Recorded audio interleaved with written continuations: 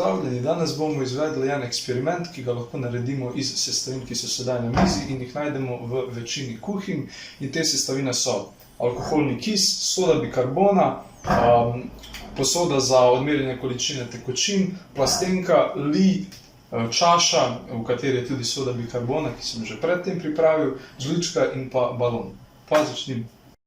Zdaj bomo najprej odmerili 100 ml alkoholnega kisa in ga nalijemo v posodo za odmerjanje količine tekočin. Sedaj smo na 100 ml in bomo to nalili v plastenko.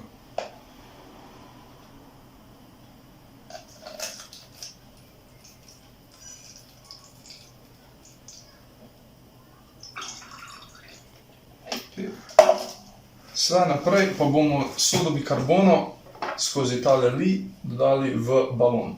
In ta balon bomo potem postavili na vrh plastenke in potem, ko bo potekla reakcija med kisom in pa sodo bikarbono, se bo ta balon napihnil.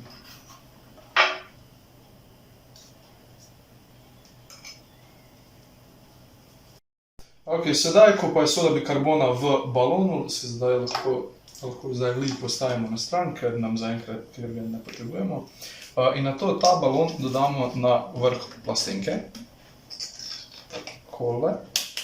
In sedaj to sodo bikarbono stresemo notri v plastenko. In bo prišlo do reakcije med bazo in kislino in se bo naredil plin, oziroma sedaj narašča, oziroma gre navzgor plin CO2 in je sedaj napihnil ta balon. Kako lahko tudi vidimo, in je potekla reakcija med bazo in kislino in nastala sta voda, sol in pa plin CO2, ki je šel navzgor in napihnil balon. Hvala za vašo pozornost. To je to.